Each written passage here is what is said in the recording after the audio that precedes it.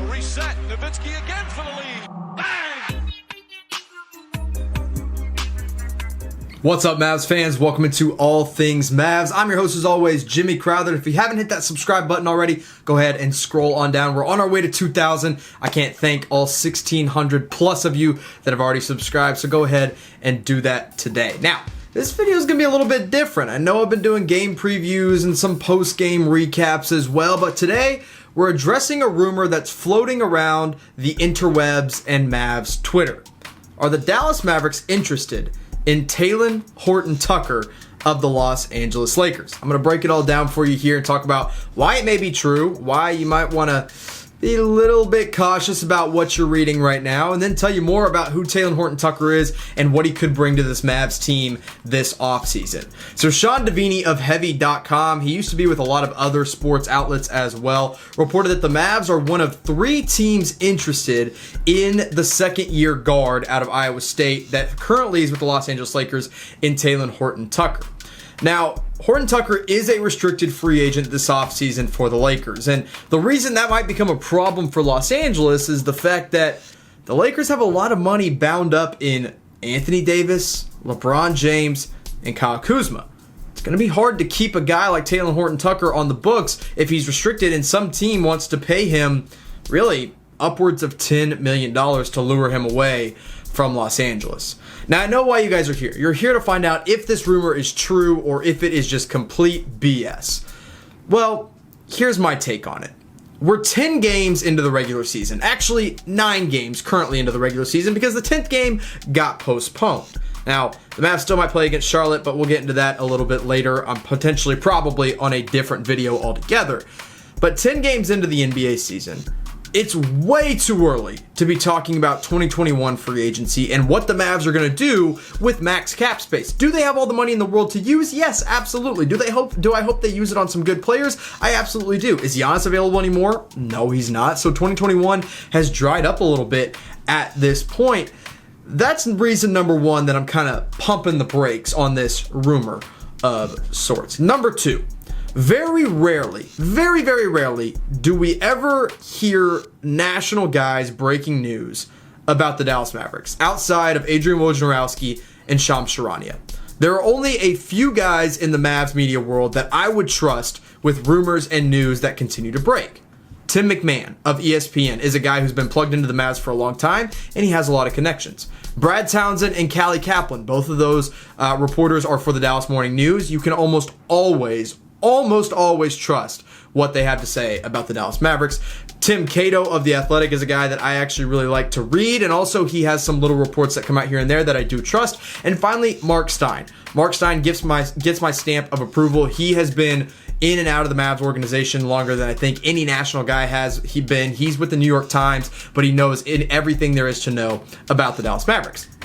If it's not coming from any of those guys, or Shams, or Woj, probably not going to put that much weight in it. Remember, Scoop B. Robinson, who actually writes for the same website that Sean Devini writes for, put out a report that the Mavs were interested in Chris Paul. That wasn't true. It was never true. There's other reports that have come out like that, you just got to be cautious about it. Now, third, the Mavs do have enough cap space to sign a guy like Talen Horton-Tucker if they really want to. But they have their own guys to worry about as well in 2021 free agency. Josh Richardson has basically a $12 million player option. If he continues to play like he has so far, I think he could go either way on that. I think eventually his offensive game is going to come around a little bit stronger, and he'll probably decline that $12 million option. And if that's what happens, then you know what? I'd rather worry about bringing back Josh Richardson than going out and getting a young, kind of unproven guy like Talen Horton-Tucker. They also have Tim Hardaway Jr., and he's going to be an unrestricted free agent. Both Tim Hardaway Jr. and Josh Richardson play pretty similar positions to Talen Horton-Tucker. Now, James Johnson, Boban Marjanovic, and of course the two-way guys, Tyler Bay and Nate Hinton, will also enter unrestricted free agency. So the Mavs could take a swing or kind of take a closer look at their own guys before going out and pursuing a guy like Horton-Tucker. But some of you don't even know much about this kid, the 20-year-old dude out of Iowa State that has played really most of his career in the G League. So let's talk about why the Mavs might be interested in Talen Horton-Tucker. So he went 46th overall in the second round of the 2019 NBA draft. If you remember correctly, the Mavs selected or had the 37th overall pick, in which they picked Davidas Servidis, then traded him to the Detroit Pistons and went ahead and got Isaiah Roby at pick number 45. Remember, Talen Horton-Tucker was drafted 46th. So if Dallas really liked him that much, they could have had him for free in the draft last year, but that wasn't the case. Now, I want to give myself a nice little pat on the back here because I had a first round grade on Talen Horton-Tucker during the 2019 NBA draft. I loved him coming out of Iowa State. There were definitely some question marks, and there still are some question marks about his conditioning and even his injury history at times as well. But this dude is so young. He was one of the youngest players coming out of the draft. He got drafted at 18. He made his NBA debut at 19. And literally November 25th, he just turned 20 years old. And he has had really a breakout season of sorts. Now, it came mainly in the preseason when he got a ton of time to prove himself on the Los Angeles Lakers. He plays both guard positions, more shooting guard than point guard on this Lakers team, but he has the capabilities and the playmaking responsibilities and abilities, of a point guard. He is 6'4", 235 pounds, so he could afford to shed some weight, a lot like our beloved Luka Doncic. But he's got a 7'1" wingspan. Like, when the dude stands up, it looks like his arms should be dragging on the ground when he walks. That's how tall or how long his wingspan is. He has a plus 9-inch wingspan, meaning his arms are 9 inches longer than his entire body. That's kind of insane, and it bodes really well for a guy trying to make it in the NBA, and it especially helps him on the defensive end of the floor. Now, Horton-Tucker spent most of his rookie season in the G League with the South Bay Lakers, but this year, he's really playing NBA minutes. In the preseason, he averaged 21 points per game, 7 boards, 3 assists, 2.2 steals per game, and he shot 54% from 3. Now, as Mavs fans know all too well with Josh Richardson, sometimes 3-point shooting in the preseason is a bit overblown of sorts, but he did show that his 3-point stroke was improving. Now, the reason he played so much in the preseason and actually started all 4 preseason games for the Lakers is the fact that LeBron and Anthony Davis only played in 2 preseason games, and other veterans like Dennis Schroeder didn't play as much, Wesley Matthews didn't play that much, and so Talen Horton-Tucker got a real chance to play. He was playing like 35 to 40 minutes per game in preseason. Now, obviously, his minutes have been scaled back quite a bit for the Los Angeles Lakers, who are obviously competing for a championship and don't really have a whole lot of need for a 20-year-old guard like Talen Horton-Tucker. But Frank Vogel has said that Talen Horton-Tucker makes his job hard because he has to find minutes for him in the rotation because he's just that good. He's playing about 17 minutes per game this year. He's played in all 10 games, and he's averaging 8 points per game, 3 boards, 2 assists, a steal, shooting 48% from the field and 36% from 3, which is pretty darn good. So why does he make sense for the Dallas Mavericks? You're like, Jimmy, this is a 20-year-old guard. The Mavs have enough young guys. We don't need anybody else that's unproven. Well, honestly, his age might be the biggest reason he does make sense for the Mavs. You're on a timeline with Luka Doncic and Kristaps Porzingis where, sure, you can go out and win right now, but you can also continue to build for the future. And if you can go out and get a really a high-level potential guy like Talen Horton-Tucker, you might want to do it, especially if the Lakers aren't going to be able to match a restricted free agent contract. Now, on the court, the 2 traits that make him the most intriguing for me, number 1, it's his defense. If you put that length next to Luka Doncic, maybe he's not starting right away if he came to Dallas, but if you put his length next to Luka, that helps defensively so much. I know Josh Richardson does that, and I think that's a reason I would rather focus on Josh Richardson first, but Talen Horton-Tucker can actually guard 3 to 4 positions.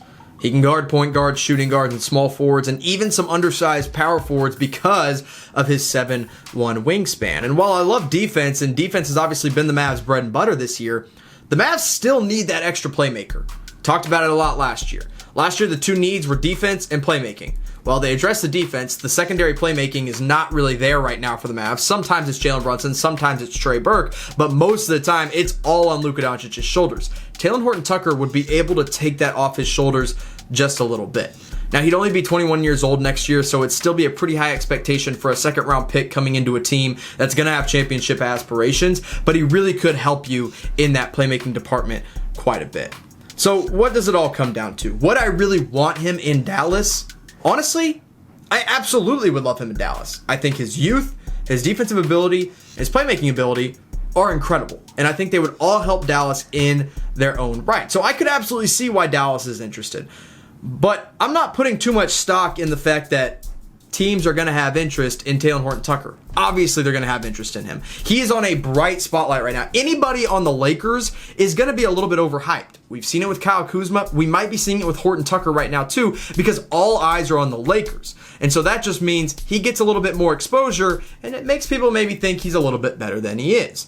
Now, also, I would rather put my attention on Josh Richardson and bringing him back to this system than going out and getting a more unproven talent like Horton-Tucker. Especially because Richardson, while offensively he has had his struggles this year, when it comes to his chemistry with Luka Doncic and his defensive ability, and honestly, he scores when it matters. He's been pretty clutch for the Mavs in certain games.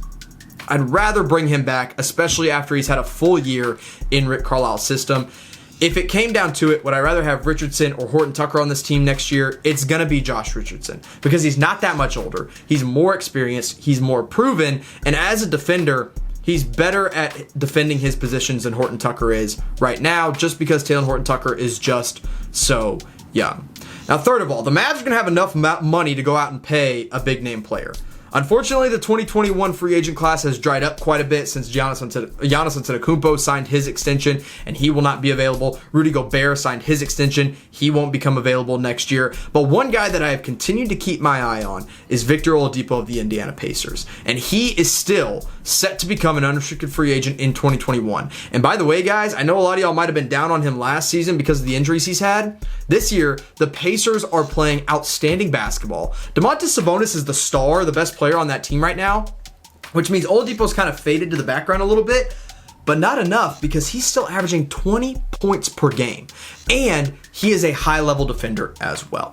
Now, if the Mavs went out and let's say the Pacers signed Oladipo, then go focus on Josh Richardson. If Josh Richardson goes out and gets 20+ million from some other team and the Mavs just don't want to pay him that, you know what? Throw some money at Talen Horton-Tucker, see if the Lakers match it, and we'll see if it happens.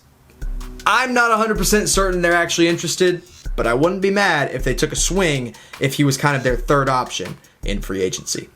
Mavs fans, appreciate you tuning in to this video. As rumors continue to surface, send them my way, and I'll address them here on All Things Mavs. I'll tell you whether to believe them, whether not to believe them, or to kind of pump the brakes a little bit and just slow down like this one right here.